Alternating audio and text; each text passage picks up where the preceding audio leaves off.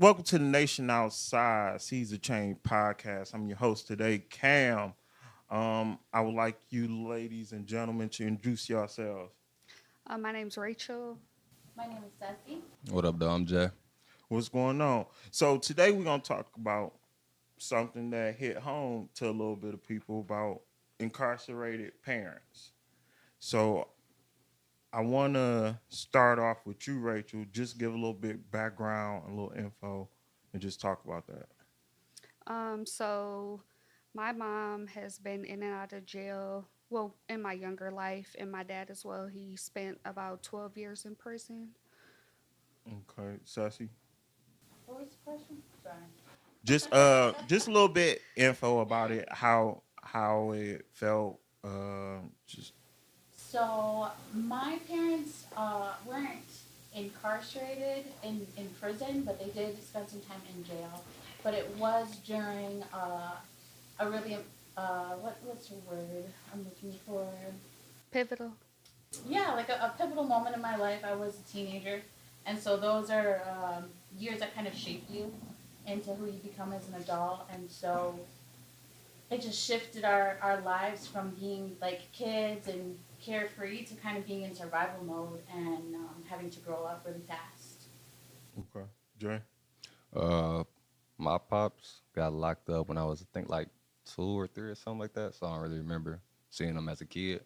Um, During the whole process as a kid, though, kind of felt like he was still there, still seeing him, talking to him, doing all that. And he just came home a couple years ago. Probably been out about 4 years. Been good ever since. Okay. So let's talk about when they first. When was the first time you realized like they were gone? They were locked up. Um, so for me, honestly, I didn't know my dad until I was like 12 years old. Like, I don't have much recollection of him. But my mom, so I was in and out of foster care when I was a kid. Um, and then my mom, when she got sober, I got out of foster care when I was like 8 years old, but I always knew who she was. Like, I would have visits with her. So I remembered her. And at times when she was clean, I was with her. But then when she would relapse or she lost custody of me and my siblings, that's when we were like in group homes or foster care with other family members due to her substance use and in and out of jail. But my dad, I actually don't really remember. So I don't want to say it impacted me as a kid, his incarceration, but I see um, as an adult and even in my teenage years, like I can see where not having a father figure or a male in my life definitely impacted my decision making. Okay. What about you, Ceci? So my mom was on probation, and she had a hearing that she told nobody about, and then she just didn't come home, and we didn't know where she was, and they had taken her to jail for a parole violation, and so she had to be in there for, gosh, I don't remember the length of time. All the trauma, it's like you blur it out, and it's hard to think about because of the trauma that we experienced during that time. But I remember going. She was at Wayne County Jail, and to try to visit her, and they kept on giving me a hard time the first time we weren't on the list. The second time, because my ID, that my last name is not the same as hers, so I ultimately was not able to see her while she was there, and the conditions that they're in, like just in the lobby, it just is a scary place. It just looks run down and dark and dingy, and to have my mom be like trapped in here and me not being able to even see her and look at her, and you know was fucked up. And my dad at a separate time, I think maybe a year before, I don't know, man. See, it's all a blur. But around that time, my dad also got locked up for something else. He was at the Wayne County Jail, and I was able to visit him because we have the same last name. And seeing my dad behind the glass, and there's like the little holes where you can talk to, like my dad is not a sensitive man And seeing him like that, like I could see the tears in his eyes, like seeing me and us not being able to hug each other, and just behind the glass, and the conditions too. Like it was like gum on the walls, writing on the walls. It was just like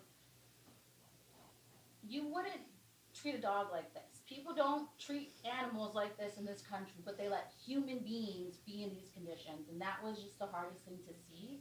And I'm just completely on the outside. So that doesn't even speak to the actual conditions that they were subjected to inside of the jail. And again, it's not the same as prison, but still, it was traumatizing. Uh, I don't remember having no dad until I was like 18, like really on the outside world. But I was always going to like see him and talk to him and stuff like that. So as far as I can really remember, having my pops at a younger age, never around. I always thought it was kind of normal though. I kind of thought it was kind of not like cool. But every time we went to go see him, I just thought it was a little field trip going to see pops. We'll be right back. Only question I really had was like, what it's gonna be like when he get out, and probably what my life would have been like if he was there. But Okay. the whole So I will ask y'all, how did it affect you? Because you said he wasn't there mhm. during your younger years. How did that affect you, like going to school, different things that will come up, and you'll see other kids per se Mhm. with their pops? How would it affect you and stuff like that? Me personally, I don't think it really affected me that much because I had like a step pops, which was my sister dad, and he was always around ever since my pops got locked up. So I was kind of looking at him like a father figure. He was filling in his shoes, doing everything he was, you feel me, supposed to do. But the only thing is I know that he would like just like little stuff like sports and stuff. He'll give me like that extra push, like that real push that I need. That probably everybody else wasn't. Okay. Rachel? So I think the impact I felt, like he said, I just thought that was normal, right? Like, how can I know what a dad was when he wasn't around? Like, I just thought my life was normal. My mom worked. When she got us back, she was just a single mom, and she really sacrificed for us. So not having my dad, it was like, okay, like I didn't, and where I grew up, a lot of people didn't have their dad. So it was just kind of the norm. Like, okay, moms are single moms working. Um, I think the first time I actually kind of met my dad or have a recollection of him, because he was in prison in Minnesota, and when I came to visit, I was still like his family was involved in my life. I remember going to see him at Oakland County Jail. So when he was in Michigan, he ended up going back to jail here. Like he got out of prison in Minnesota, came to Michigan, and did something that ended him up in jail. And we were sitting on this picnic bench outside of Oakland County Jail, and I didn't even know who he was. I'm like, okay, like I, I can't force a relationship. And I think it impacted me in a way like I think it is true. Like it impacts the decisions I make in relationships. It impacts how I view men. Like most of the protectors in my life were women, whether it was my mom when she did come around, like when she got us back, teachers, women in my life who stepped up, even like on my dad's family, like my aunt, like she stepped up to like kind of compensate for him not being there because that was her brother, and she's like, well, let me kind of take the role because he's not there. um and both of my parents have passed away, so it's kind of hard. Like I got to make up with my mom, right? Like I got to have a relationship with her and know her, but I never got that opportunity. I had the opportunity, but I was a kid. Like I don't take the blame for that. I definitely think the responsibility is on the parent in the situation. No matter how old I was, they both died when I was an adult. But it's definitely like the impact of grief, right? Like I was grieving a person that was living, and then when he died, like I don't have the opportunity to go back and form a relationship now. So it's kind of like I don't know him. Like, he did what he knew to do with the tools he had. Like I don't think it was intentional. I just don't think he knew how to be a parent. It was not in his daily life. I don't think it was like, oh, I don't like her. I don't want to be a dad. But So I think it definitely impacted me as an adult. I've done a lot of healing. I've done a lot of things to manage my emotions around it, but it's kind of hard to have certain feelings for somebody that you don't know, you know. Okay. So I want to just change it up a little bit and ask y'all, how was it when they came home? First, I want y'all to tell me what was the feeling on the inside of how it was, and then the actual experience of how it was. My inside experience and outside experience was all the same. Just in my head, like it's lit. Like I'm dad home now. Let's see what's I don't know. Let's get a bond going. It's like I said, I didn't really kick it with him or nothing like that when I was a kid. It's kind of just exciting. So it's that uncertainty, but the excitement that you Heck had yeah. that to build a relationship. Yeah, for sure. So how would you say y'all relationship now? A1 from day one. For sure. That's what's up. Sassy? Um, it was a different experience because my parents weren't like locked up for a significant amount of time, but it was still like the fear of just like everything, the rug being pulled out from under you, and you just not knowing when it's gonna happen, and not knowing like I feel like you kind of get into this like comfort and you take things for granted, and then like something like this happens, and then it's just a lot of uncertainty that you feel and fear. And so like for my mom, in order for her to get out, we had to pay like all of her warrants and her tickets and outstanding everywhere. So we had to drive across the state almost to pay the tickets from all of these places, and in order for her to come home. And then like she's home now, and she doesn't have a job. We don't have a place to stay. And my sisters and I were just like living on our own and just like surviving. And my mom is having to rebuild from nothing. And to see my mom as like, she's always been an executive, a leader wherever she's been. And she's always cared so much about other people. And she taught us to be this way, like very empathetic, very much like if you have the tools to help somebody and they need help, to help them.